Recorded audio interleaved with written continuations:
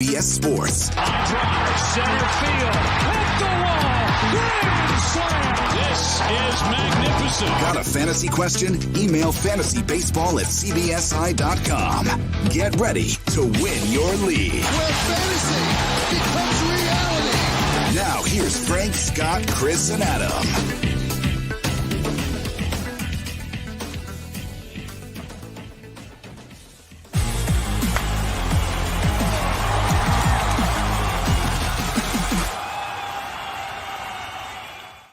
All right, next up we have our second base position preview. Welcome into Fantasy Baseball today on Wednesday, February 9th. I am Frank Stampfl, joined by my good buddies, Scott White and Chris Towers, breaking down the entire second base position, ADP review, sleepers, breakouts, and bust, strategy, and much more. Let's jump right in. Let's see how efficient we could be throughout the course of today's position preview, because I know the other ones have gone on pretty long, although I've gotten some feedback. People like the longer podcast, so of course they do. Of course, a little give and take. If you like something, you like even more of it.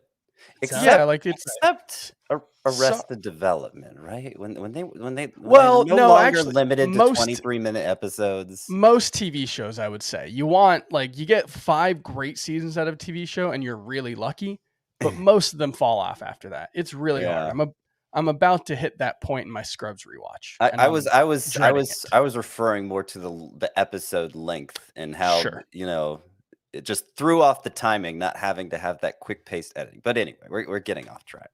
I love getting off track. I mean, what would this podcast be without that? It shouldn't surprise anyone that I haven't watched Arrested Development or Scrubs throughout the course of my life. Who knows? Maybe I'll get there one day. Scott, what do you think about the second base position? What does this position look like? Which second baseman do you find yourself drafting most? Okay, well, it looks pretty good compared to recent years. It doesn't really stand out as weak as far as infield position goes. In fact, it might be the second strongest infield position.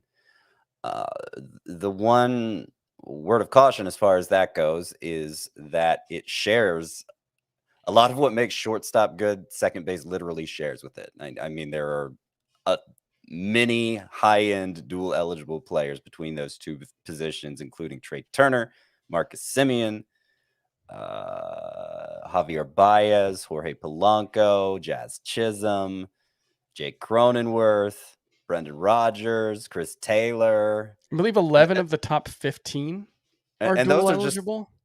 And I didn't even mention the outfield dual eligible guys like Whit Merrifield and Marte.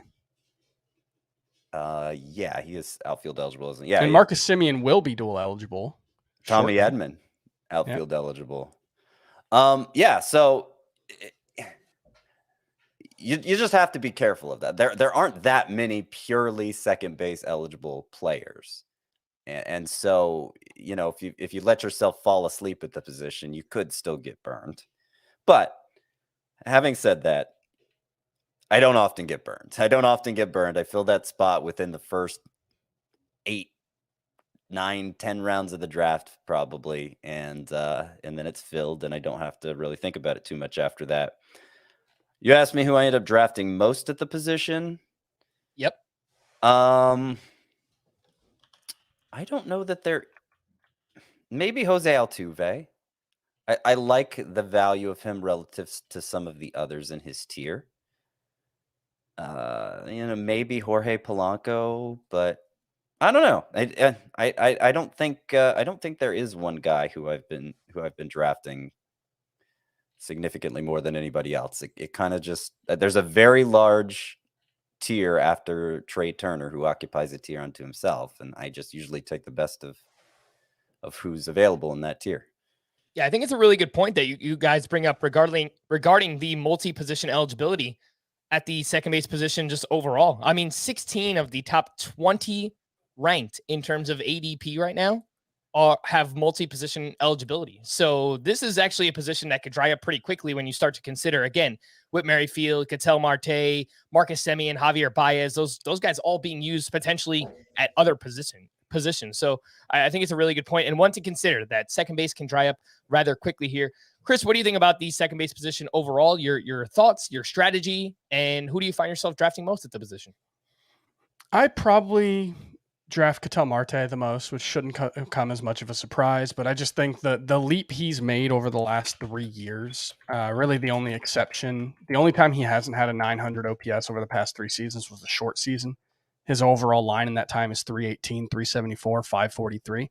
There have been injuries, which is a problem. But if he stays healthy, I think he's he might be a 330 homer, 200 runs and RBI, 10 steals guy.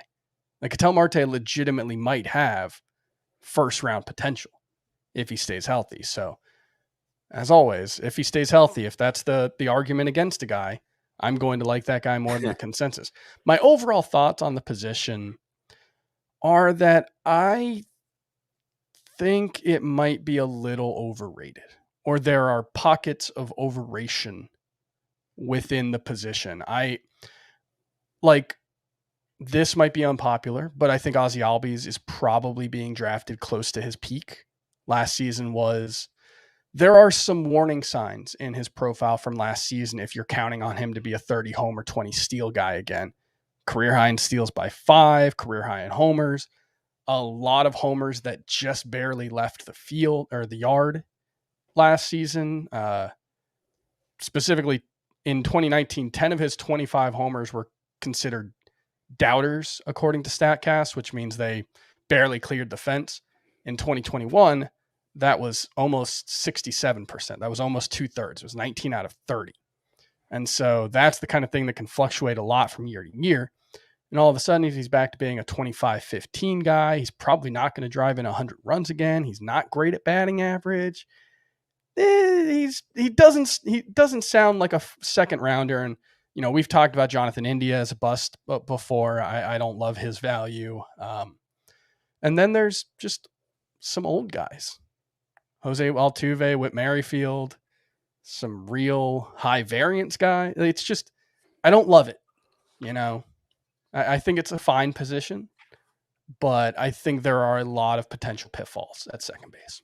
All right, I'm going to have some retorts on Ozzie Albies when we get to him in our ADP review, but let's start with that ADP review. 12 second base eligible players going inside of the top 100 picks right now, according to Fantasy Pros average draft position. And first up, no surprise here, Trea Turner, second overall right now. 2.0 is the ADP. He's the only second base eligible player going in the first round of drafts right now. And he is coming off a fantastic season. 328 batting average, 28 homers, 107 runs scored, 77 RBI, 32 steals.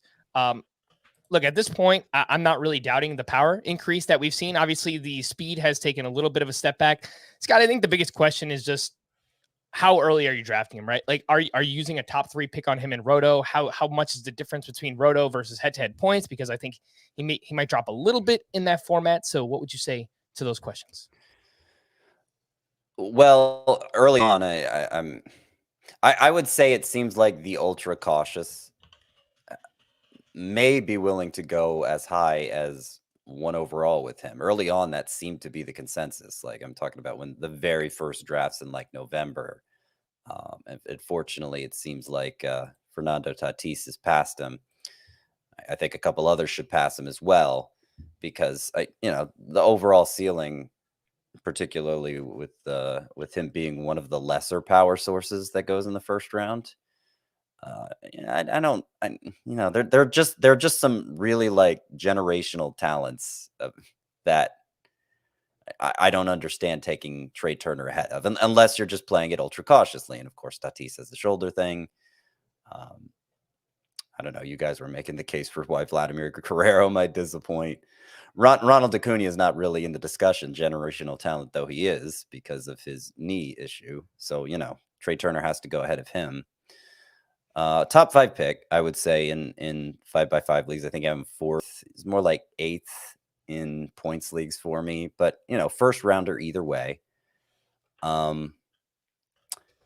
It's the first time we've had, I think, a first round second baseman since Jose Altuve was at the height of his powers and consistently going in round 1, right? And it looks to be only a 1-year phenomenon. It's worth pointing out. Trea Turner is expected to slide over to shortstop now that Corey Seager is in Texas. And so he probably won't have second base eligibility going into next season. but we'll enjoy it while he has it. And yeah, I mean, definitely if batting average and stolen bases are things you prioritize early, Trea Turner is somebody who's going to appeal to you. Yeah, and he appeals to me quite a bit. Usually with my early round picks in a roto or a head-to-head categories league, I like to wind up with one of batting average or steals. If you can wind up with both, fantastic, especially without hurting your home run totals. So, Chris, look, for me, I'm totally fine with using a top 3 pick on Trea Turner, especially if you're one that likes to play it safe in the first round. I think he's about as safe as they come. 300 plus batting average, 25 plus homers, 30 plus steals. I think those are all fairly reasonable expectations for Trea Turner at this point.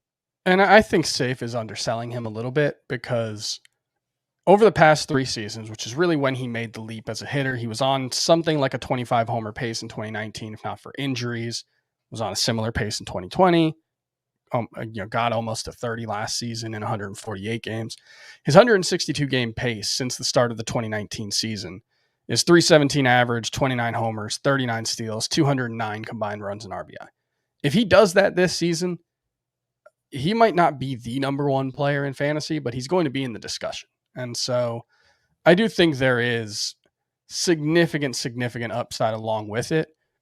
It's also possible he goes back to being more like a 295 hitter with 20 homers, in which case he's still probably, he hasn't really been outside of the first round in a while. So it's hard to see things going too wrong for him. So I think he is safe, yes, but there's a lot of upside as well. Yeah, I basically buy him as like a mid-20s home run hitter at this point. The home run to fly ball ratio has been on the rise for 4 straight seasons, and it's basically stabilized now. It's 17% over both 2020 and 2021. So that's fine. I believe it at this point. So mid-20s homers, again, lots of speed, and a really strong batting average to boot. I think he's perfectly fine as a top 3 roto. It's kind of weird that he's come to be regarded as the safe choice, because remember, for the first few years of his career, he was the guy who, if only he could stay healthy, he could have that 70 steal season. Of course, nobody's thinking 70 steals for him anymore, but he's added power. And although I will say, even if the power does go away a little bit, I think that does open up the possibility that he runs more to make up for it. His steals pace, I think, was a little higher in Los Angeles than it was. I'm not sure about that, but it was basically the same, Chris. I looked it up earlier. It was 1 steal about every 20 plate appearances for both Washington and for the Dodgers. And the thing is, he's turning 29 this season. He was still in the 100th percentile in sprint speed in 2021. So there is no sign that he's actually slowing down. And the underlying numbers largely back up what he did.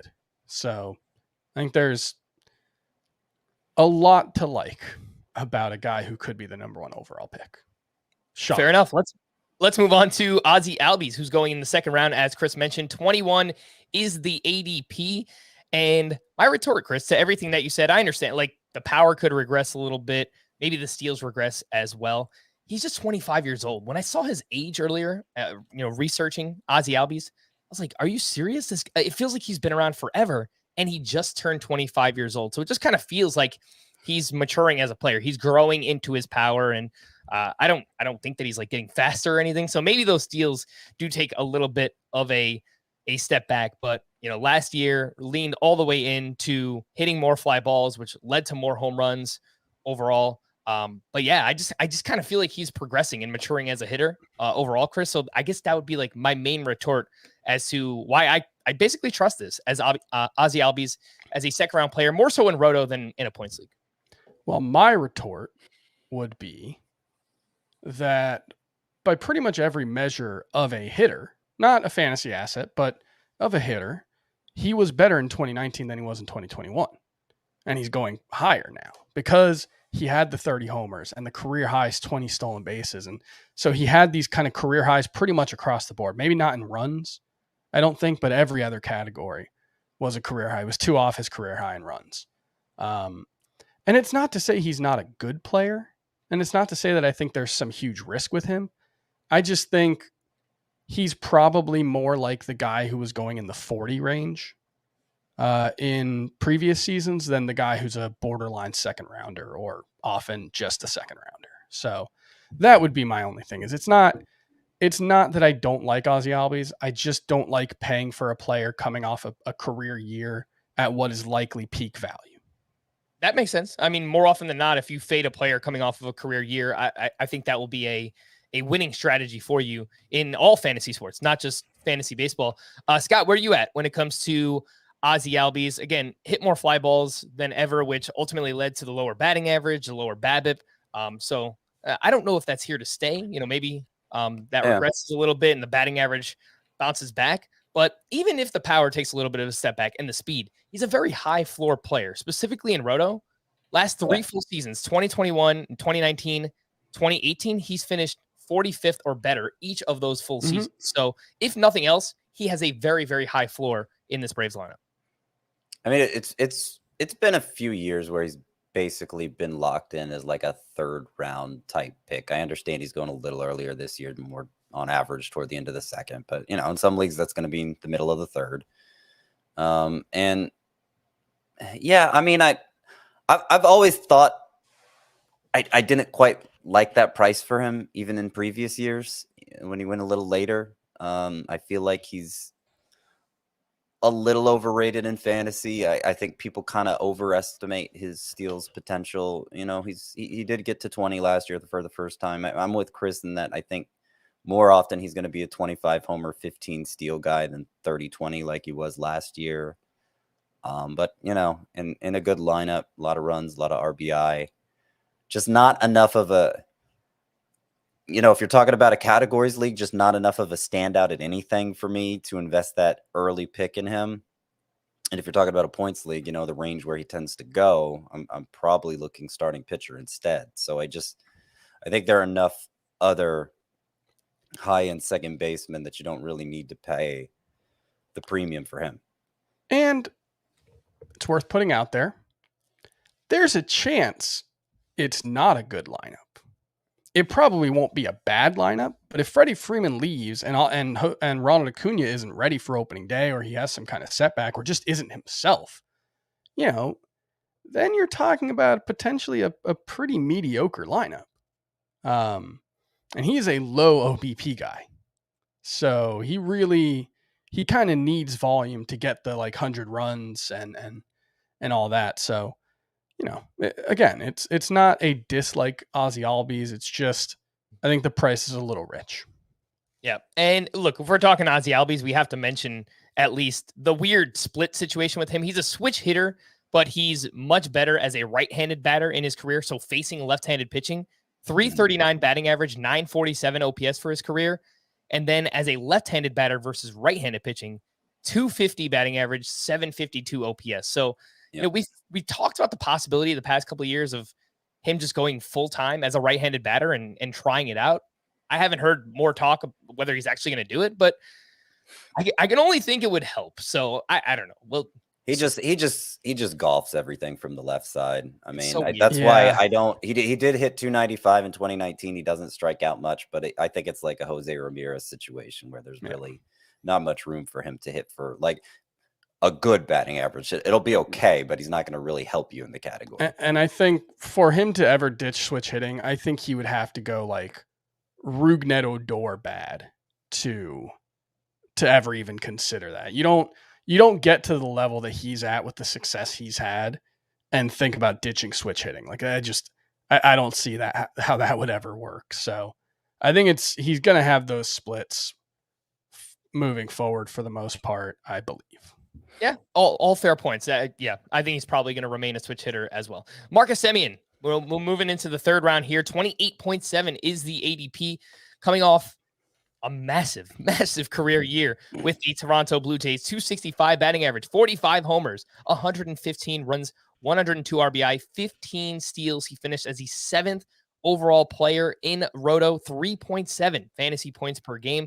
That was tied for first at the position last year. So regardless of format, this guy was fantastic. The problem, now he moves over from those 3 great ballparks, Dunedin, Buffalo, and playing in Rogers Center out there in Toronto, to Texas. Now calls the Rangers ballpark Globe Life Field his home. And according to StatCast, the 45 home runs that he hit last year, if he played all of his games in Texas, he would have hit 32 home runs. So that's still like a really good mark, but obviously it's not 45 home runs. So Scott, what do you think about this price tag? For me, I mean, third round, it just doesn't really make sense to me. Like Corey Seager, we're getting this huge discount. He's going in whatever, 6th, 7th, sometimes 8th round in 12-team leagues. Marcus Semien, still a third round pick. I don't get it. And like Corey Seager's bat skills scream out at you in a way that Marcus Semien's don't. Like Marcus Semien got everything he possibly could out of his profile last year. And you know, StatCast had him as one of the biggest overachievers. And so, you know, that had me, you know, a little uneasy about taking him this high. And then he moved from the AL East with all its hitters parks to the AL West with all its pitchers parks. And, you know, that made me a little uneasy too. But, you know, there was 2019 when he was with Oakland in the AL West. And that was, you know, hit 45 home runs, but he was third in AL MVP voting that year too. 2 of the last 3 years, he's been amazing. The year in between, awful. But, you know, and the team he signed with is the Rangers. So he went from the third highest scoring offense last year to the third lowest scoring offense last year. And I know Corey Seager's joining him, but, you know, Joey Gallo's not there anymore. And I still think it's going to be a bad offense. And that's going to cost him somewhere in the neighborhood of 20 to 40 combined runs and RBI, I suspect, if he sustains last year's home run pace, which I already wasn't counting on him doing. There's no way. There's no way I'm drafting him at this point. He's on my bust list. Same. Yeah, I think you hit the nail on the head there, Scott. It's not just the ballpark and the other ballparks that'll be playing in the AL West. It's the change in lineup as well. You know, Corey Seager is there. I get it. But Roster Resource has Willie Calhoun as the leadoff hitter for the Texas Rangers. As much as I love Willie Calhoun and I want him to be a thing, I pray Willie Calhoun can break out. It's probably not going to happen, but this lineup, it needs a lot of work. They have 2 great hitters, but outside of that, they do need some help. So, the ballpark change, the lineup change there, and you mentioned the StatCast data: 265 batting average, 538 slug last year, according to StatCast, 245 xBA, 455 x slug. I mean, those are massive, massive differences. Chris, where do you come out here on Marcus Semien? Is this price too high moving over to Texas? I think I pretty much agree with everything you said. I don't know if I buy that he's going to be a total bust, because I do think there's some safety in being a 25 homer, 10 to 15 stolen base guy. And I wouldn't be surprised if he ran more in Texas as well. He's still very fast, 87th percentile on sprint speed.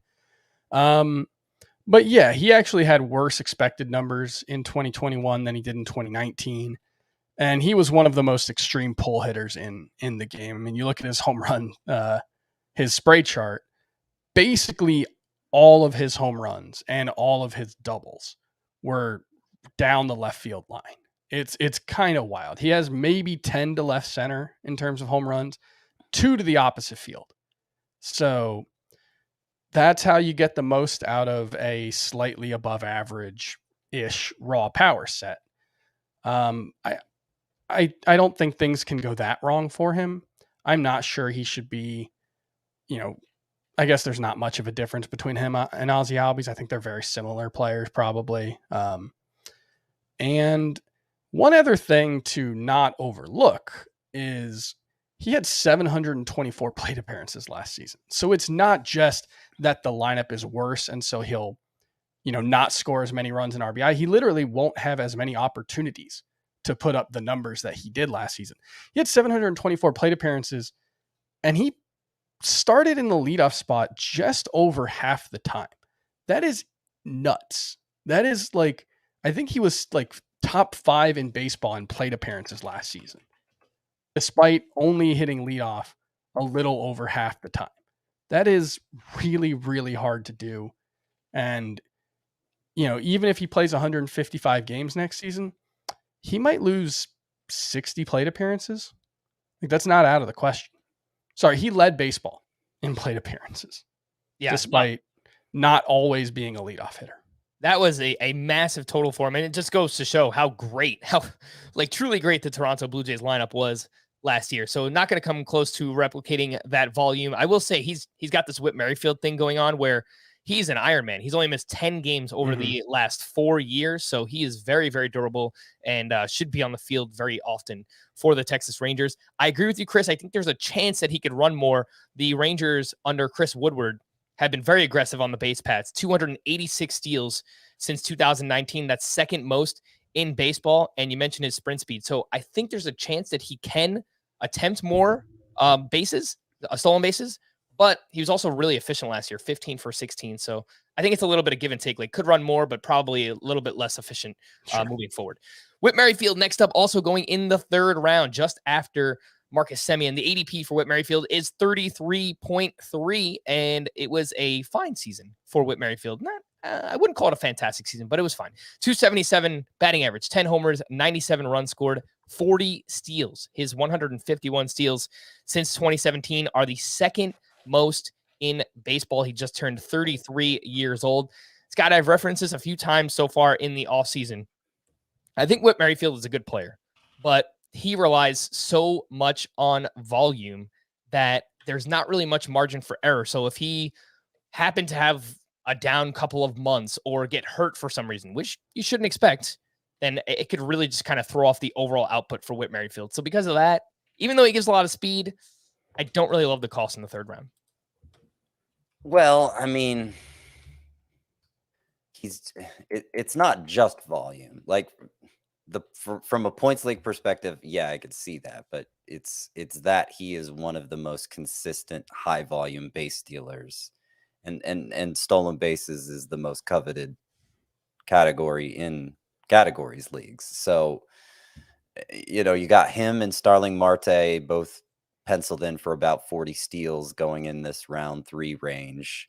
One is eligible at second base in addition to the outfield. Neither is probably going to hit you 20 home runs, but might be in the neighborhood of 15. Yeah, I think it's an appropriate place to take him.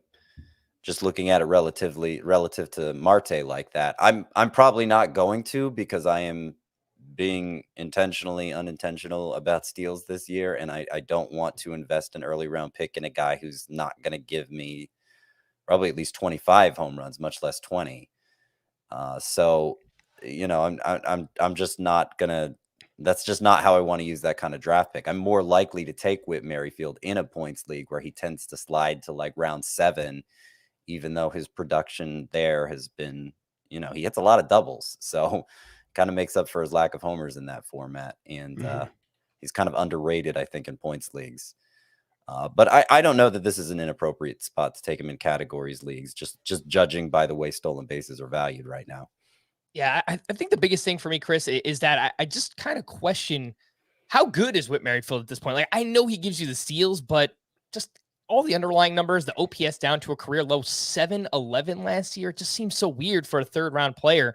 The 5% home run to fly ball ratio, that was a career low, likely because of the new ball that we had last season. All the batted ball metrics, pretty uninspiring. Actually, I mean, like quite bad, 12th percentile or lower in average exit velocity, barrel rate, hard hit rate. Not that he relies on those things, but I don't know. I guess I just overall just don't trust the player outside of the steals. What do you think? Yeah, I mean, it's kind of a question of how long can he keep maximizing his skill set the way he has, because the batted ball metrics last year weren't much less impressive than they have been before. The expected stats were his 301 xWOBA was the worst of his career, and it was also his worst WOBA. So those things matched together. But it's also one season where it's not like there's been like perpetual signs of decline, really.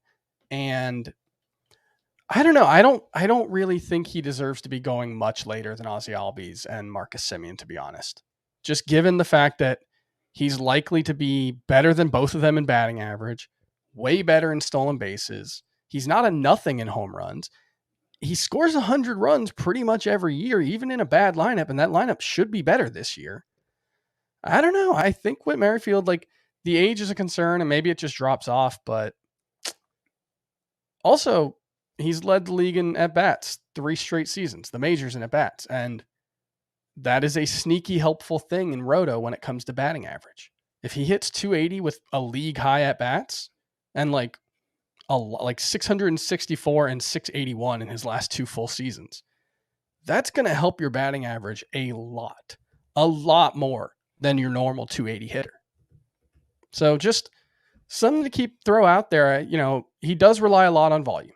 That's part of it. And that is more true for him than most of the players in this range. But I don't know. I think he's sneaky undervalued. I really don't have a good reason not to like Whit Merrifield. Maybe I'm just being ageist. He just turned 33 years old, but still 87th percentile in sprint speed. So he's fast. He makes a lot of contact, hits a lot of line drives.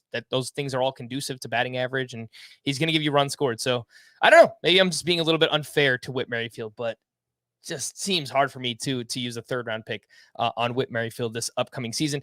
Scotty, you mentioned Jose Altuve early on as the second baseman you are potentially targeting most often here. And he was great last year as well. I bounced back after the shortened season. We didn't know, man, is this the beginning of the end for Jose Altuve? And he proved all the doubters wrong. 278 batting average, 31 home runs, 117 runs scored. That led the second base position last year, only 5 steals. So, there's been a trade-off here. Obviously, he's not running as much. The batting average not nearly as good as it was in his prime, but the home runs and the runs scored are still fantastic at the position. So what are you looking at when it comes to Jose Altuve? How much of this do you actually trust maybe going from year to year for Jose Altuve? I mean, I don't see a lot of reason to doubt him. I know we had doubts in the shortened 2020 season when his numbers took a nosedive and it was fresh off the what are we calling that scandal? The sign stealing scandal. Yeah. There has to be a better name than that, right? Like, I don't know. Something trash can related, probably. I don't know. Who knows? Yeah, I mean, 31 home runs equaled his. Like, he doesn't run anymore. I feel like he's being undervalued, and I'm not really sure why. It's either because people just don't like him because of the scandal. Still, there's some of that carryover effect, or it's just he's not a base stealer anymore, and sort of the I feel like people there's kind of this. People are so desperate to get steals any way they can that they end up undervaluing players like Altuve, who might lead the majors in runs, who has that same batting average boosts with the at-bats that Chris was talking about with Whit Merrifield, who's going to hit somewhere in the neighborhood of 30 home runs, be among the most providing some of the most power at the position. I don't mean to keep taking this back to a points league context, but points per game last year, Altuve was on par basically with Marcus Semien when Marcus Semien had this historic season for a second baseman. He was ahead of Ozzie Albies, with Ozzie Albies putting up those career numbers. And so I think he stands out pretty clearly from the Brandon Lowe's and Whit Merrifields. And in terms of overall production, he stands out in this group of second basemen that he's going around. And a lot of times he ends up being the latest to go. That sometimes as late as like round 6 in a 12-team league. And so I love snatching him up at that point. Yeah, I think specifically in a points league, Scott, you're right. He's someone that should be elevated a little bit, 4th, 5th round. Your league. So if they are not valuing Jose Altuve the way that they should, then just snatch him up, take the discount. But you're right. 3.6 fantasy points per game in both 2021 and in 2019, which is just a fantastic mark in that format. And regardless of the steals last year, he only had 5 steals. He finished as a 30th overall player in Roto last season, and a lot of it has to do with those counting stats. Yeah. Chris, he isn't a perfect player at this point in his career. He turns 32 years old in May, and there are some signs here. Last year, basically sold out for power, career high, 38.7% fly ball rate, and a near 18% infield fly ball rate, which is quite bad. I mean, Jose Altuve, you think of him as like a contact hitter. He makes really, really solid contact. That was much higher than anything we've ever seen from him before in that category. So it seems like very clearly trying to lift the ball and hit for power. And that mark is not great. So how much do things like that potentially worry you about Jose Altuve? There are definitely red flags in his profile. It's not just his age. It's not just the injury scares that he's had in recent seasons. He had his second lowest xWOBA of the last 6 years in 2021, and 2020 was his lowest. So that's a concerning trend. On the other hand, in the StatCast era, he's outperformed his ex-WOBA by 25 points of WOBA. Right. That's his pretty significant. StatCast data never looks good. You look at his spray chart, it is hilarious. He had no hits to the right side of the field.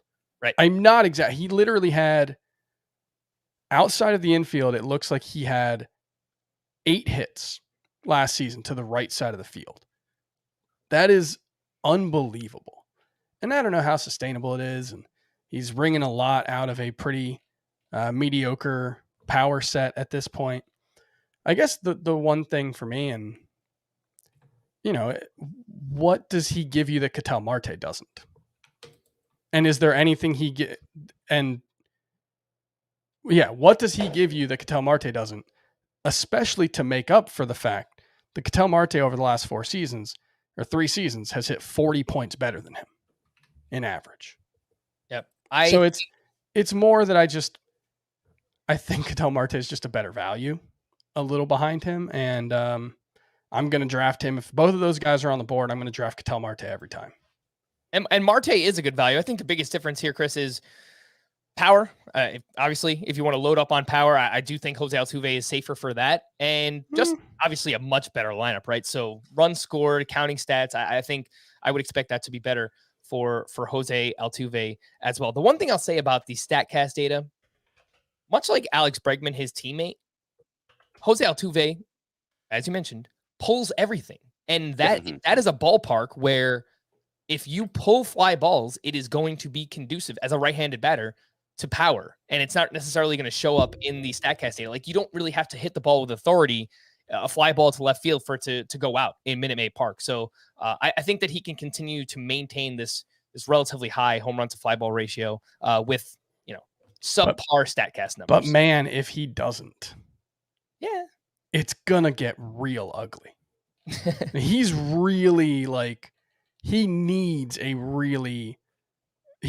really outperform his expected stats and StatCast power data, I guess, to really be like an above average starter at this point.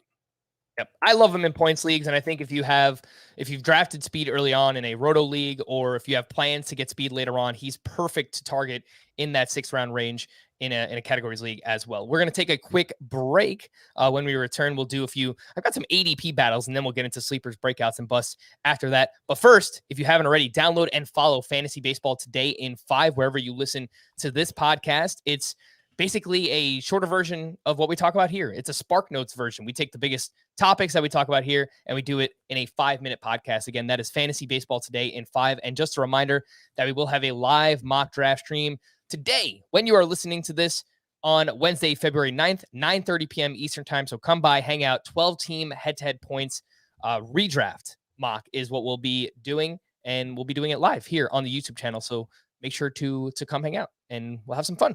All right, we're going to take a quick break. When we return, ADP battles here on Fantasy Baseball Today. All right, so let's take a look at some of these players going in the round 6-7 range. They're going right at the turn. Javier Baez at pick 72.7, and Brandon Lowe, who is going about 2 picks later at pick 74. Scotty, what do you think about these two? I think they're both very interesting players and lots to say about each. But who would you rather have if you were debating between Javier Baez and Brandon Lowe? I have Lowe ranked higher. I think the floor is pretty low for both of them. And I've made the floor case for Baez many times over the years, how he relies on an outlier BABIP, an outlier home run to fly ball rate. And actually his plate discipline got worse last year. And he compensated by having, even a higher BABIP and home run to fly ball rate. And, I think he's somebody who it won't take much for it to all go very wrong. And maybe the move to Detroit is with the straw that breaks the camel's back. I don't know. He does provide some speed that Lowe doesn't. So, that might be why he's going ahead. And then there's, over the last couple of years, you know how the Rays are, constantly moving players in and out of the lineup. times it seems like on a whim. Lowe being a left-handed hitter, that only makes him more susceptible to that kind of treatment. Plus, he's just very streaky in general, and looked pretty. If memory serves, it was like the first third of last season. He looked pretty useless, and then just blew up over the final 4 months, and ended up with 39 home runs, which puts him among the all-time leaders at second base for a single season. So I think the key to drafting Lowe, and I'm fine doing it, I'd rather have Altuve. If I could count on waiting another round and getting Ketel Marte, I'd rather do that. But, you can't always plan out a draft that precisely. And sometimes you just have to take Lowe, or you could just take Ketel Marte instead. I guess maybe Chris would recommend that. I do have Lowe ranked ahead, but it's close. Yeah. Javier Baez. Go ahead, Scott. But the key to drafting Lowe is just sticking with him and not getting caught up in all the streaks. That's true of Javier Baez too. Yeah. And then, you used a straw that broke the camel's back analogy. It's worth pointing out that the camel was buried under about 800 feet of straw in 2020. That camel died in 2020 and was for Baez. Yeah, I mean, it was somewhat resurrected in 2021. He was really good, especially towards the end of the season. A lot of his metrics looked much better when he got to the Mets, which is generally the opposite of what we expect to happen when players join the Mets. But yeah, both these guys, it's super high variance profiles. They could be really, really good. They've both been that in the past, in the very recent past. But, they could also frustrate you to the point where you want to drop them, and you have to. That's the problem. Is if the camel does die, how would you know?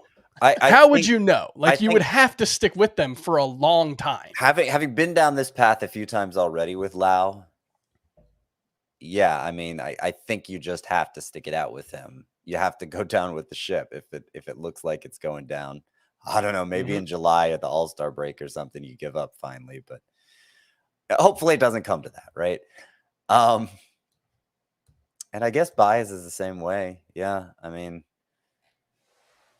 I don't really see Lowe as the sort of bust risk that I see Semien being, and that I see Baez being,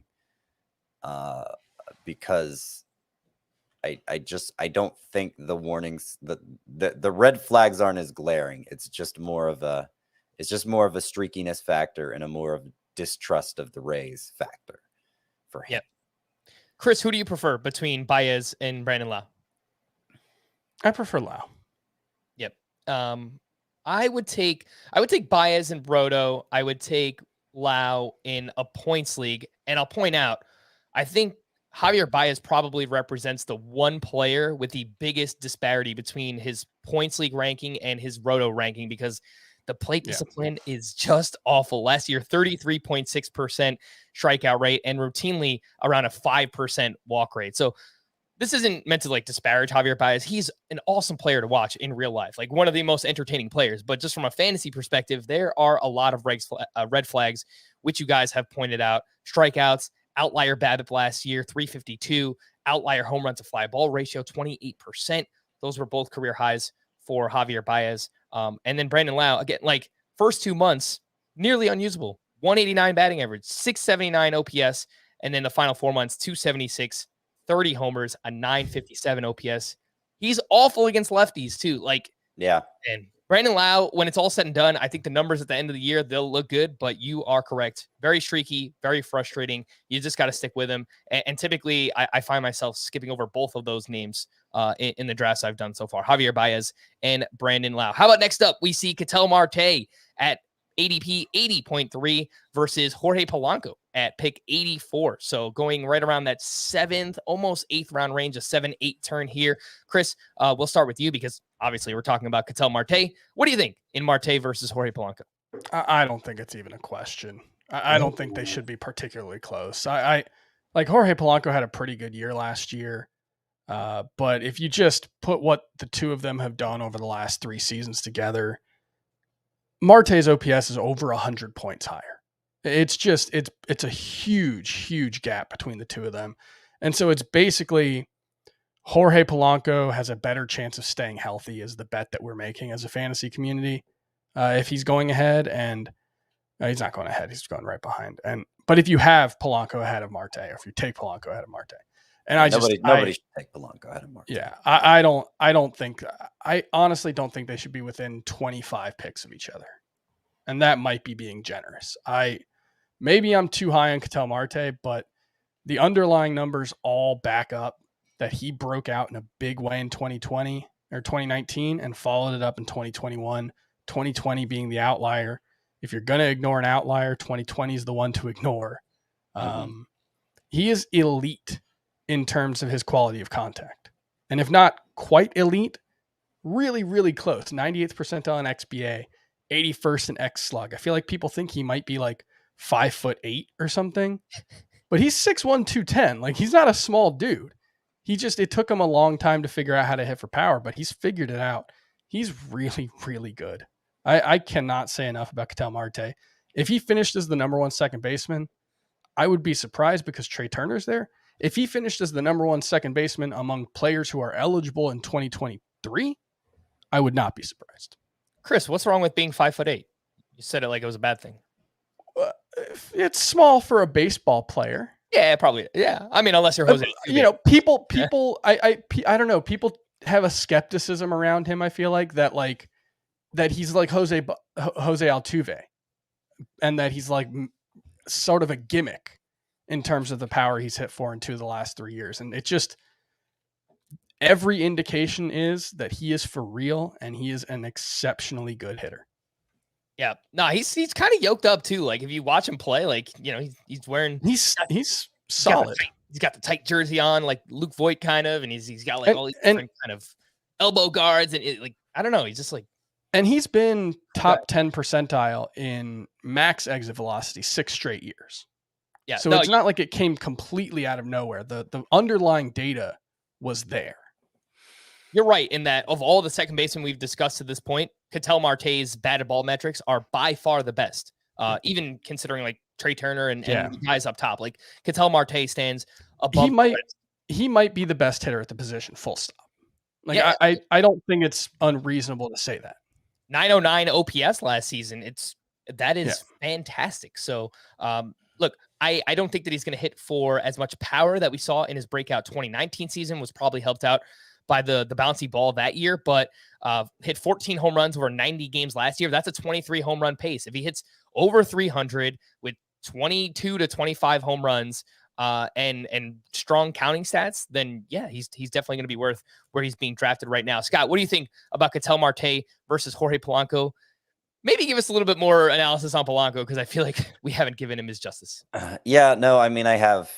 That's the division between tiers for me, Ketel Marte and Jorge Polanco. Though, to me, Polanco's kind of in between tiers where I'm okay with drafting him as my starter. I thought it was going to happen a lot more because I thought people in general would be more skeptical about what was kind of a second breakthrough season for him.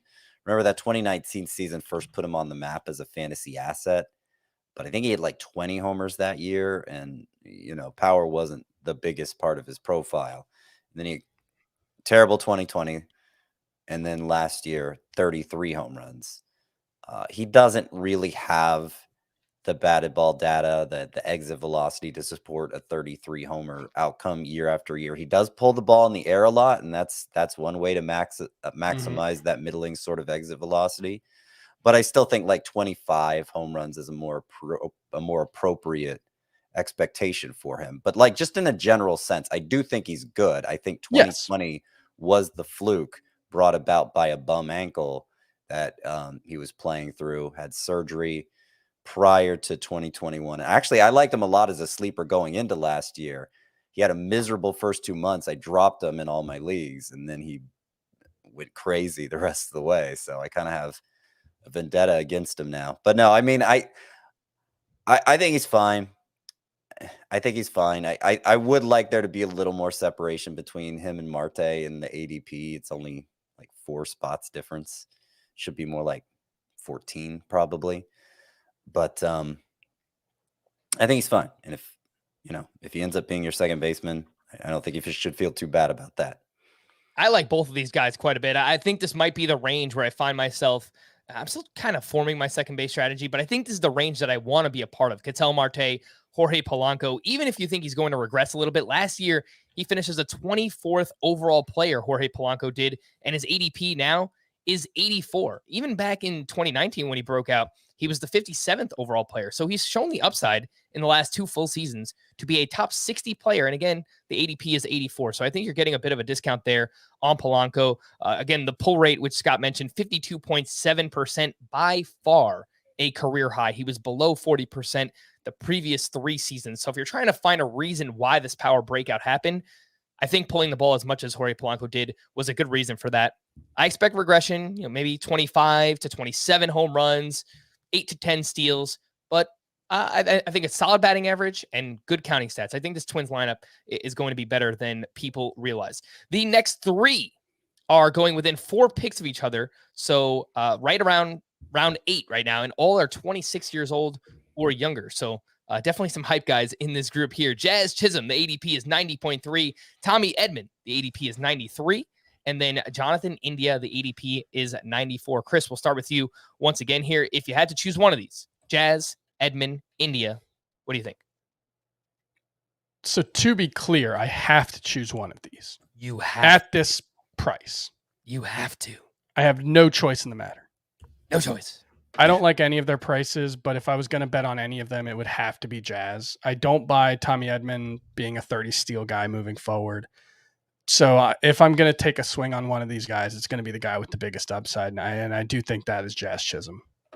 All right, Scotty, same question to you. Jazz Chisholm, Tommy Edman, Jonathan India in this round 8 range. So I do agree that Jazz Chisholm has the most upside, but I also think he's so unlikely to meet that upside that I like the safe pick here. I like Jonathan India, who is another one of those middling exit velocity guys who you wonder if he can sustain. It was 21 home runs he hit last year. But Objection. What? Bad exit velocity. Okay, fair enough. But he also 21st percentile. He also average exit velocity. He also pulls it a lot and plays in a small park, and that's not going to change. So, yep. And I like that he was pretty bad for the first 2 months. You say that about a lot of guys in this podcast, it seems like. And then, the final 4 months is really when he blew up. He hit 50 extra base hits in those final 108 games, hit 281. I like that, especially for a rookie like him, because a lot of times you see rookies kind of just catch the league by surprise and create this false expectation. And then the league catches up to them. And that clearly wasn't the case in India's rookie season. The more exposure he got, the better he got. And he's helpful in steals. I mean, he had 12 of them last year. So, if 2010 with a high OBP is just what he is forevermore, he never gets better from there, I think that's fine at this cost. But he's more, I do see him as more like a fallback option and not somebody I'm aiming to get as my second baseman going into the draft. Plus, if you like to draft players just with awesome hair and like a really cool mustache, I think Jonathan India fits that mold as well. So if that's, part of your criteria, I would probably elevate Jonathan India up your draft board. As bad as the average exit velocity was for Jonathan India last season, 9.6% barrel rate was 4th best at the position. So, he had some barrels last year, and obviously it helps playing in Cincinnati. So I'll point that out. For me, if I'm in a categories league, I'm going to go with Jazz Chisholm in this range. I think that the upside is tremendous. There's no doubt about that. I think there's also still a lot of inconsistency in his game. The first month last year, 311 batting average, 969 OPS. The final 5 months, which I know he dealt with a hamstring injury, some bouts with COVID, 236 batting average, a 681 OPS. So we need to see more consistency. But if that happens, he hit 18 home runs with 23 steals in just 124 games. He can hit 20 homers with 30 steals. That is within the range. Pretty much half of it came in April. Yeah, no, you're right. But I mean, what if I mean, look, Scott, he's so young, right? Like, what if he just finds a way to become more consistent, right? And if Oh that yeah, happens, I mean, look, it could upside is happen. massive. It could Yeah. happen. I just think it's more likely he's a at best 700 OPS guy, and I don't know that you can pencil him in for 20 steals. I mean, he has the upside for 30, sure, but I don't know. He's just. I think it's actually more likely that you draft him around 100th and end up dropping him halfway through May than it is that he becomes like a top 5 player at the position this year. That is Both plausible fair. scenarios, but I think that's the more likely scenario. And I just think I think there's still too many good bankable players available in this part of the draft. Not even necessarily at this position, but just in general. If you're drafting Jazz, by the way, you probably want to make sure that you have a pretty safe core before you draft. Maybe you take him as like your 4th or 5th hitter at that point in the draft, but you want to make sure you have some pretty safe pieces around Jazz Chisholm, just in case something bad happens there with him. Again, Jonathan India is the one that I would target in a points league. I don't love the cost, but I think he's a solid player, especially in that format. Good plate discipline, going to walk a lot. His final 4 months were really, really strong for Jonathan India. Let's get into our sleepers, breakouts, and busts here at the position, and we will start with sleepers. Scotty, who you got? Sleeper at second base. So this isn't. I don't love this. I couldn't find both a sleeper and a breakout, really. So I'll save the good one for the breakout, and my sleeper is going to be Nolan Gorman, who's the top prospect at the position. Not going to be up at the start of the year. He plays for the Cardinals. He just moved from third base last year because they signed, they got Nolan Arenado locked up long term at third base. He was considered like he was the wow power prospect coming out of high school, and everybody loved him at first. But his minor league production has been kind of laggy. The scouts really haven't soured on his power potential, though. And you look deeper at those minor league numbers, he's gotten promoted very fast. And basically every time he catches fire at a level in the minors, they promote him. So he like never has a chance to put up good numbers, basically. And here he is on the verge of the majors at age 21 now, I believe. He should be up sooner than later, I would say, for the Cardinals. And while he's not worth drafting in every league, if you do play in a league where a certain number of prospects are worth stashing from the get-go, and I'm sure you know it if you do, he's probably among the top 5 guys who are expected to begin the year in the minors but are worth stashing. So Nolan Gorman, don't forget that name. Big power, potential. And while it's not a great ballpark to hit in, the Cardinals lineup is pretty good, right? I mean, we mentioned Tommy Edman, Paul Goldschmidt on yesterday's podcast. Tyler O'Neill just had a breakout season. Nolan Arenado, Dylan Carlson, Yadier Molina. Like, it's solid. It's not sexy, but it's solid. So Nolan Gorman potentially joining that lineup sooner rather than later. The ADP for him, 394.7. So 12-team league, you're talking about your last pick in the draft and stashing him until he gets called up. Chris, a sleeper for you at the second base position.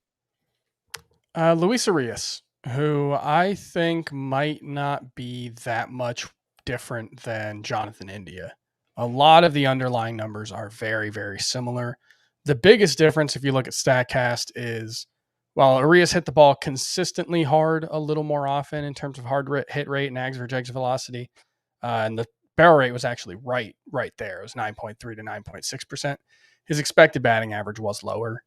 And that's the concern, is that he might be a little more extreme in the same way that Jonathan India is, but he doesn't have quite as good of an environment to do it in. Miller Park's a good park to hit in, but not necessarily as good for right-handed hitters, especially. And so that's one play. And then stolen bases, I think Jonathan India probably has an edge, but I think he can probably give you like 95% of what Jonathan India does over the course of a full season at a 80 pick discount, probably. I think it's even more than that, Chris. Jonathan India, the ADP is 94. The ADP for Luis Arias is 201. So over 100 picks later, you're getting Luis Arias. And he's actually my breakout pick here at the position. He does have multi-position eligibility. I know he has second, he has third, and he also has shortstop. So a very valuable player, especially if you play in a roto league. You could throw him at corner infield, middle infield, wherever you want to play Luis Arias. The second half was awesome for Arias. Like every way that you want to see a player progress, he did that in the second half last season. 266 batting average, 850 OPS, improved his strikeout rate, his walk rate, line drive rate, hard contact, and he does hit in a good environment out there in Milwaukee. Chris, you mentioned Miller Park. I don't know what this Miller Park is that you speak of. It's American Family Field.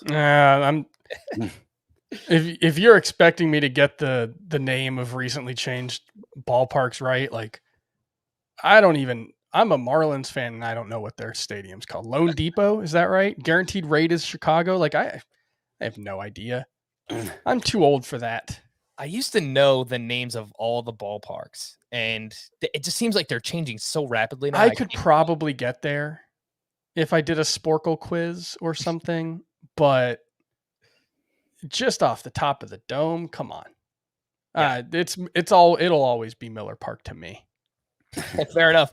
The sleeper for me at second base, Colton Wong. So Luis Arias' teammate, 14 homers and 12 steals last year in only 116 games. So he's someone that I find myself drafting a lot as my middle infielder in those category leagues because he could be a 15-15 kind of bat leading off for a pretty good Brewers lineup. So a batting average that won't hurt you, solid OBP, should score a good amount of runs, just needs to stay healthy, as Chris would say. The other one is Gene Segura. Boring. I get it. Going to contribute batting average, 15 homers, 10 steals. He's fine. Like, he doesn't hurt you, especially if you play in a deeper league as your middle infielder. It's entirely possible he goes 290, 15-15, and 90 runs. Like, that's entirely possible. Yep. Gene Segura and Colton Wong, by the way, they both finished inside of the top 150 in Roto last year. They're being drafted outside of the top 200 now. So again, it's easy profit. Like, these guys are boring, and as a result, they're getting devalued. Scotty, a breakout at the second base position for you. I just want to go on the record because he is such a trendy, like, sleeper pick this year. I'm not on board with the Luis Arias love. I think he's all right, Scott. Well, you can join us tomorrow. We'll just end the podcast here. No, I think he's a weak hitter who probably maximized his potential last year, and the numbers still weren't that good. Okay. Anyway, you know what, Scott? That's fine. You can take Christian Vasquez 200th overall instead. Brendan Rodgers is my breakout pick at this position. I've talked about him a lot both this year and last, but I'm going to talk about him some more. He, of course, was an elite prospect. It took a long time for him to get to the majors, both because he plays for the Rockies, and that's how they do things, and because he had some injuries right about the time he was breaking in that slowed him down. But he finally got consistent playing time last year and looked really good with it. Hit 284. The strikeout rate was lower than I expected, frankly. His power production, he hit 15 home runs and 387 at bats, so it wasn't bad. It was a little underwhelming, but what stands out about that is he hit 12 of his 15 home runs on the road. For like his home away splits, he had better overall numbers on the road, which is you just never see for a Rockies hitter. And if you do see it, I take it as a really good sign because, like, yes, 100% they're usually all terrible on the road, and he had an 873 OPS on the road. So, I expect the home runs to correct, especially since he is making contact at a good rate. And with his pedigree, now that he has really sewn up every day at bats, I think he could potentially take off, and come the end of the year, we'll view him as this must-start type player at either second base or shortstop because he's eligible both. And you can get him really late. So Brendan Rodgers is my pick.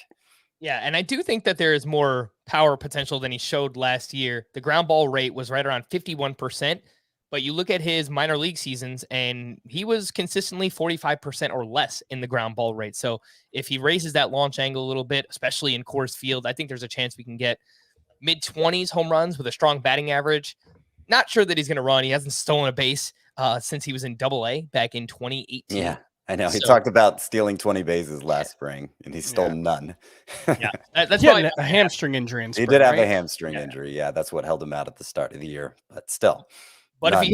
if he hits 280 with 25 home runs, where he's going, which is pick 166, then that's solid. That is a and I think that is kind of. I don't think that's the upside projection for him. I think that's kind of just projecting out last year's numbers. Yep. So, yeah, I think he could be really good. All right, Chris. Well, your breakout here. I'm reading his name, and who is that? Giancarlo Stanton at break. No. Who you got, Chris? Ketel Marte.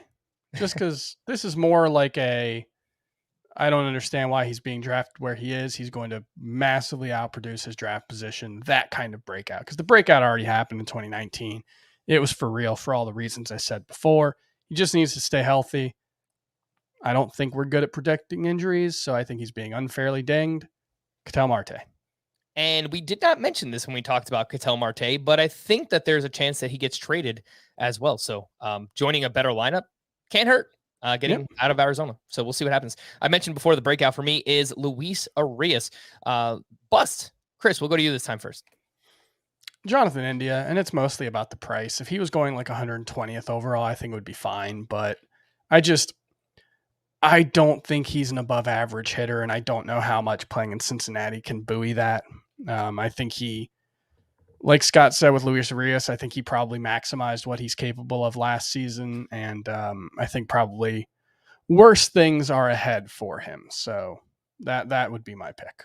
Ever since you made the Jonathan India Luis Arias comp, Chris, I can't get it out of my head. And as a result, I never want to draft Jonathan India. I'm just like, well, I could just get Luis Arias later on. Why wouldn't I do that? Just a quick comment in India's defense is like he is an superlative on base guy, and that was true in the minor leagues. That's like the only way he stood out in the minors, and so sure, that doesn't have a direct impact on roto value.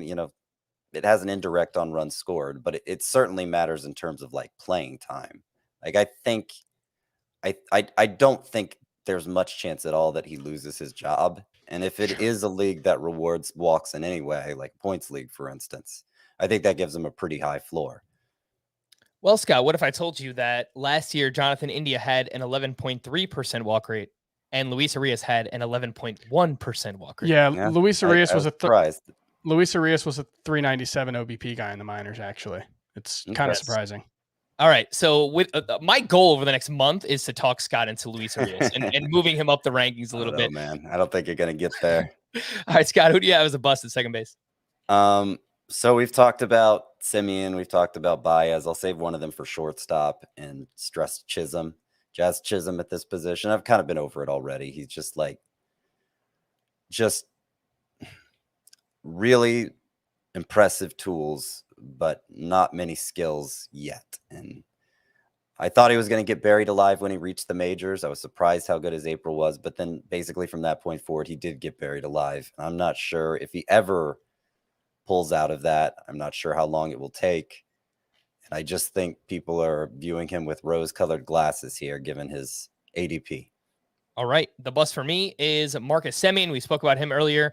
I don't think that he will bottom out or anything. I actually think he has a pretty high floor just in general. I just don't like the cost in the third round. He kind of feels like he should be a fifth or a sixth round pick. And I think that cost would be perfectly fine. So I think we're just elevating him based on his overall numbers with the Blue Jays last season. And I don't think that he will come close to replicating those once again. Let's jump into ADP review. And these are for 12-team leagues. In the first round, Trea Turner, an ADP of 2.0. In round 2, Ozzie Albies going at pick 21. In round 3, Marcus Semien with an ADP of 28.7 and Whit Merrifield at 33.3. We then see a 30-pick drop. Round 6, Jose Altuve at pick 66.7.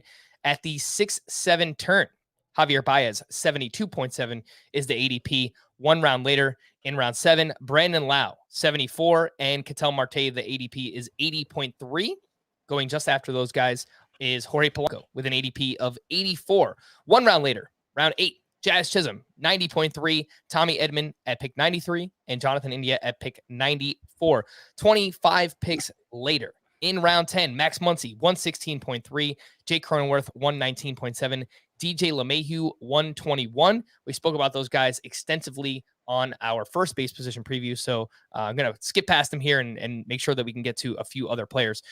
20 picks later, someone we have not talked about yet, Chris Taylor. The ADP is 141.3, and given everything that's happened so far in the Dodgers offseason, I would assume that Chris Taylor will have an everyday job for the Dodgers, and he's been great. These reclamation guys that they've turned around, Max Muncy, Chris Taylor, he's been really good. 20 homers last year, 13 steals, 92 runs scored, a 254 batting average. Scott, Chris, I do think that Chris Taylor's probably a little bit better in roto because of the plate discipline, but I really like him, and I like the versatility that he provides as well. Yeah, it's always nice to have a guy like that around. And, basically since he's gotten to the Dodgers, you're looking at an 804 OPS, a 265 average, 20 homers, 13 steals per 162 games. If he plays a full season, I think he's going to be a really solid, if you get him as your middle infielder, I think you're in great shape, especially because, being able to use him at a couple of different spots, that's just really valuable. Yeah, I'm about it, man. Cheap exposure to a really, really strong Dodgers lineup as well. So yeah, let's do it with Chris Taylor. I'm cool with that. Again, this costs round 12 in a points league. Probably don't love that. Yeah, not points. Yeah, in categories for sure. 3 players going between picks 150 and 170. That includes Ty France at pick 150.3, Gleyber Torres at pick 156, and then Brandon Rogers, who we spoke about just before as well. Gleyber Torres, worth mentioning, he doesn't have second base eligibility yet, but all indications are he's going to be the starting second baseman for the New York Yankees.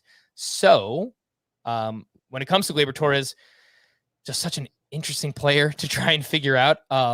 His home run to fly ball ratio has basically tanked since the start of 2020. So the shortened season last year definitely seems like he was helped out by the juice ball, helped out by playing in Camden Yards as well. If you want some kind of glimmer of hope, 19 games at second base towards the end of last season, a 300 batting average, 2 homers, 4 doubles, an 815 OPS. Scott, is that enough to get you excited about Gleyber Torres with an ADP of 156? No, I think he's pretty much done. It feels a little like Gary Sanchez-y. Obviously, the plate discipline's not nearly as bad, but just the gap between how hard he hits the ball at its hardest and how consistently he hits it, it just seems like there's something wrong with his swing. He doesn't really swing at pitches outside of the strike zone, but he still ranks in the 38th percentile in whiff rate, which is a pretty awful sign if you're not really chasing bad pitches and you still can't make contact. I don't know what has happened to him. It's so weird. When he first came up, he was my favorite player on the Yankees. And I just he seemed like he was so advanced beyond his years, like his plate discipline and pitch recognition and all these different kinds of things. I do think that he's been almost too passive at times. When he was at his best in 2018 and 2019, he was chasing more pitches out of the strike zone. I think he's just got to get back to being that player. Like, do what works best for you, even if you're not walking as much, even if you're striking out more. That would be my advice to you, Gleyber Torres, if you're listening, which I know you're probably not, but just a very interesting player to figure out at this point in the draft. 2 second basemen going between picks 180 and 200. Eduardo Escobar at pick 180 exactly, and then Ryan McMahon going at pick 183. Chris, we've kind of reached the point of drafts where I don't think there's much upside with either one of these guys, but especially for Escobar, the floor seems sky high. 253 batting average, 28 homers, 90 RBI, signed an offseason deal with the New York Mets. Yeah, I think he's the kind of guy that if you end up, he's both second and third base eligible this season, right? Yes. If you end up with him as either your corner or middle infielder and you wait a really long time, I think that's a perfectly fine way to approach your draft because I think he's going to be a very solid player. You look at, 2020 was the down year, but other than that, he'd been pretty consistently good for a while. So, it was a 605 OPS in 2020, 786 in 2021, 824 and 831 the previous 2 seasons. So I think he's a perfectly fine starter, and he's probably a a very good value at his price. I feel like Escobar, McMahon, and another one, Jonathan Scope, they're like the ultimate fallback options at this position, where they'll keep your head above water. They'll hit about 250. They'll hit about 20 homers. You know, they're not going to set you apart really, but they're not. If just disaster comes, they're going to be there and they're going to be fine. And that's a nice luxury to have. Yeah, if you just need bankable stats later on in your drafts, these are fine names to target. Don't really think they have much upside. Ryan McMahon last year, 254, 23 homers, 86 RBI, 6 steals. Showed some signs where he lowered the ground ball rate the first 2 months, but then that kind of regressed back over the final 4 months. So I still think there might be something there with Ryan McMahon. He just has to show more consistency in his batted ball data. There are 4 second basemen going between picks 200 and 220. Luis Arias, Colton Wong, Gene Segura, and Jonathan Scope. Scotty, I mentioned Colton Wong and Gene Segura as 2 sleeper candidates of mine. They're kind of boring, but they kind of do interesting things as well. Like that point in the draft to get either speed or batting average, depending on what you need. I feel like both guys can help out there. Yeah, I mean, not enough to accept the lack of power, I would say. You know, you get that list late in the draft and you don't have a second baseman yet. Okay, there's not much better you can do. But you know, if it becomes a choice between like Gene Segura and Jonathan Scope, let's say, I'd rather go Scope and just try and keep up in the power categories than you know, the marginal help that Segura is in those other categories. 3 more going between picks 230 and 250. Gavin Lux, 237.3. Kike Hernandez with the Red Sox, 243.3. And then Abraham Toro Hernandez with the Seattle Mariners. The ADP there is 250.5. Chris, what do you think about this group? Gavin Lux, can it finally happen? Will we see consistent playing time for one Mr. Gavin Lux? Not if he doesn't hit better. I mean, there's no reason for them to have played him more based on what he's done so far in his major league career. Like last season was a little less worrisome, but it wasn't good by any stretch of the imagination. 323 expected WOBA, that's below average. He walked a little bit, but the biggest problem, he has a 499 OPS against lefties in his major league career. And basically, if you looked at his minor league career, when he was this big prospect and everybody was getting really excited about him, part of it was that he hit lefties really well in that one big breakout season in the minors in 2019. If you took that out, I think he was below 730 OPS against lefties his entire minor league career otherwise. So we basically have like a 100 plate appearance sample of Gavin Lux being able to hit lefties as a professional. I don't think it's going to happen for him. Well, I mean, he really hasn't shown he can hit righties in the majors either. Right. Also, He came up. His latest big league stint in September, he went 18 for 50, batted 360. And I think that's why there's some renewed enthusiasm for him now, but it was mostly singles. His ISO in those 50 at-bats was 140. So it wasn't anything to get excited about, really. There's some red on the StatCast page if you want to, like 61st percent on average exit velocity, 67th in max, 60th in XBA. Like you can kind of talk yourself into maybe he's an adjustment or two away from being like a slightly above average hitter at second base, but I don't know. I see very little to be optimistic about in his profile at this point. 5 more second basemen going between picks 270 and 300. Nick Madrigal now with the Chicago Cubs at pick 272. Garrett Hampson at 275.3. Adam Frazier, 283.3. Jonathan Villar at 291. And Josh Rojas at 292.7. Scott, this group is pretty uninspiring. The one name that I'll bring up, Garrett Hampson, projected to be an everyday player for the Rockies. I don't think that he's good. He is a 680 OPS bat in his career over 329 games, but he hit 11 homers with 17 steals last year. So if you need speed really late in your drafts, Garrett Hampson is a name. Yeah, I don't think it's worth it. I don't think the steals he provides are worth it.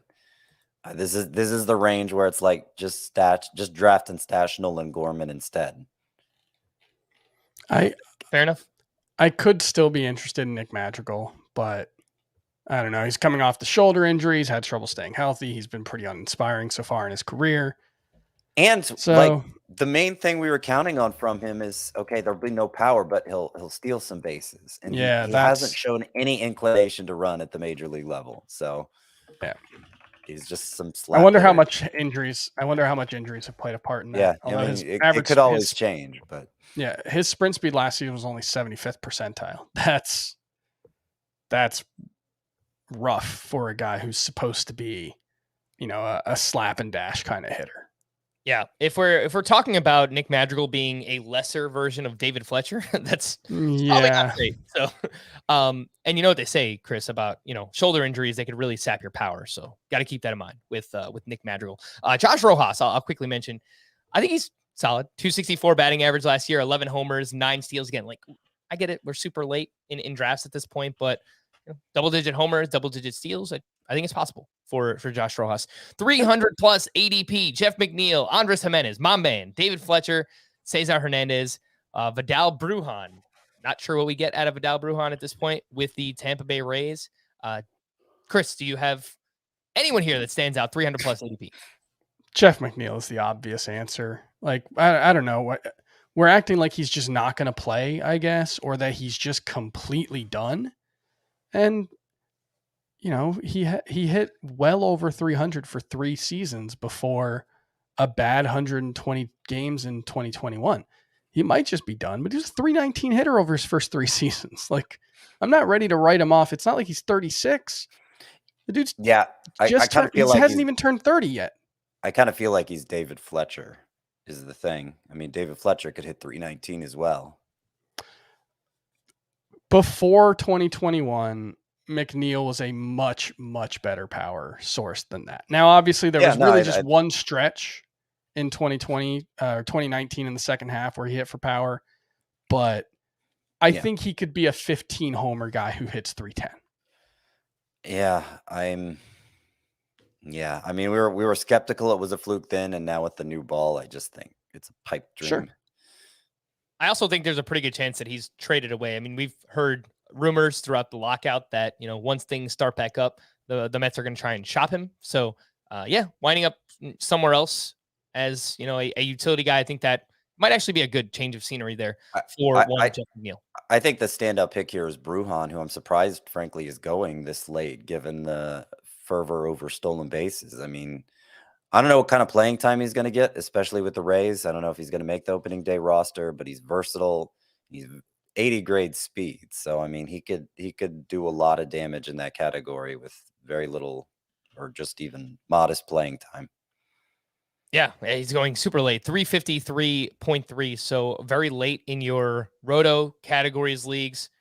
Take a shot. If he doesn't play early on, then you could just cut him, or maybe he just lives up to his prospect pedigree and becomes a breakout player. So not really any risk there with where Vidal Brujan is going.